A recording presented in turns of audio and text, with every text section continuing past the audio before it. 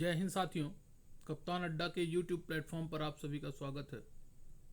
आज हम बात करेंगे 23 जुलाई के करंट अफेयर्स के बारे में, जिसके अंतर्गत मल्टीपल चॉइस क्वेश्चंस और वन लाइनर फैक्ट्स आएंगे। तो दोस्तों, शुरू करते हैं आज के करंट अफेयर्स सेशन को।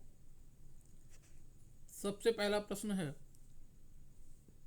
फिडे शतरंज विश्व कप 2025 किस प्रारूप में खेला जाएगा?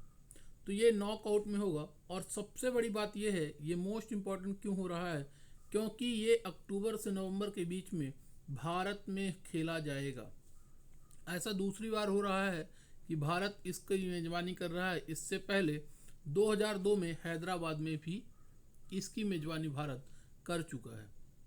तो याद रखिएगा, इस बार 2025 में फिडे शतरंज विश्व कप भारत में आयोजित हो रहा है। बहुत इम्पोर्टेंट है। पहली बात तो होगा कहाँ? भारत में। इससे पहले कब हुआ? 2002 में। कहाँ हुआ था? हैदराबाद में। तो आपको याद रखना है। अगला, हमारे वाइस प्रेसिडेंट जगदीप धनखड़ जी ने अपना इस्तीफा दे दिया है। तो उपराष्ट्रपति अपना इस्तीफा संविधान के किस आर्टिकल के तहत राष्ट्रपति को देते हैं? तो वो है आपका आर्टिकल 67A। उसके तहत वो अपना इस्तीफा राष्ट्रपति को सौंपते हैं। उन्होंने अपना हेल्थ इश्यू की वजह से बताया कि मैं अब कार्य नहीं कर सकता और इस्तीफा अपना राष्ट्रपति को सौंप दिया है। किसने सौंपा? उपराष्ट्रपति जगदीप धनखड़ जी ने। अगला है, SASCI योजना के तहत विकास के लिए चयनित असम का प्रमुख पर्यटन स्थल कौन सा है? वो है आपका रंगघर। ये आपका special assistance for capital investment to the states scheme जो थी आपकी SASCI, उसके तहत रंगघर को चयनित किया गया है असम के।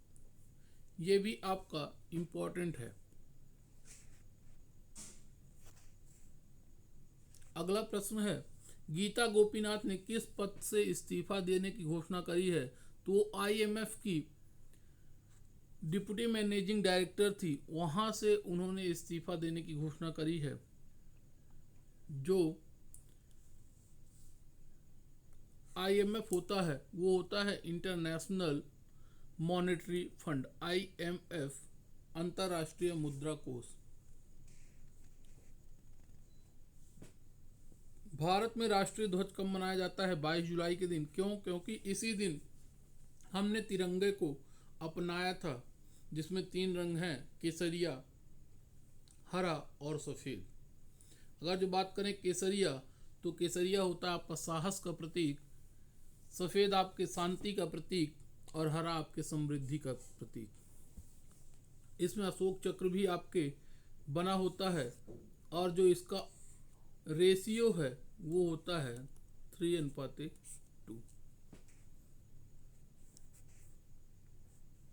अगला, भारतीय नौसेना 2025 में कौन सा पहला स्वदेशी डाइविंग सपोर्ट वेसल शामिल किया गया? वो है आपका INS निस्तार।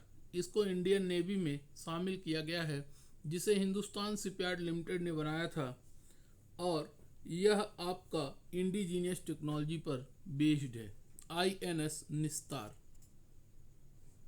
फिर है आपका भारत द्वारा विकसित मलेरिया वैक्सीन का नाम क्या है? वो है आपका एडफॉल्वीवैक्स।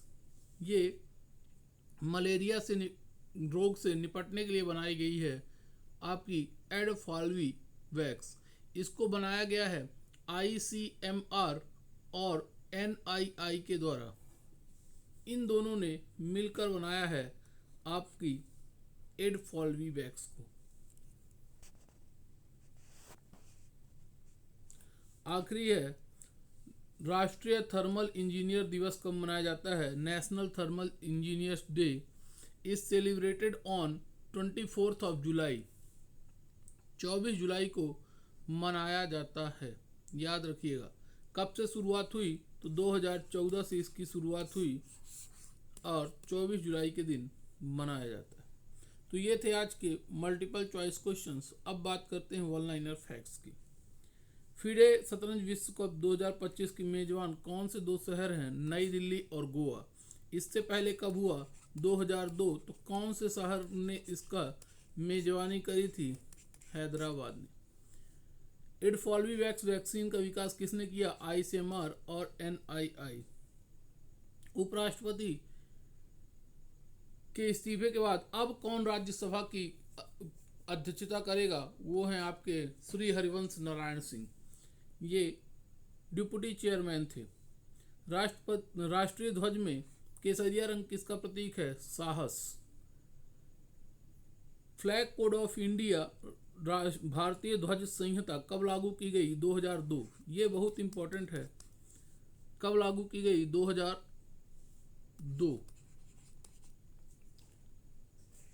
अगला, गीता गोपीनाथ के कार्यकाल में आईएमएफ ने किस वैश्विक संकट पर नीति दिशा दी?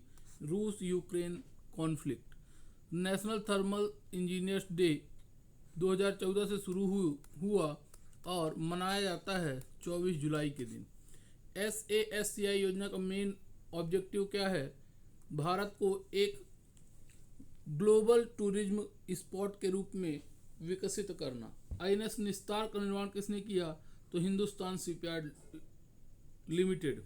और गीता गोपीनाथ IMF की मेन इकोनॉमिस्ट कब बनी थी? तो 2019 में। अब उन्होंने इस्तीफा देने की बात कही है। तो दोस्तों, ये थे आज के इम्पोर्टेंट करंट इवेंट्स। ऐसे ही महत्वपूर्ण करंट्स के लिए जुड़े रहें कप्तान अड्डा के साथ। मिलते हैं अगले सेशन में। आज के लिए जय हिंद, जय भारत।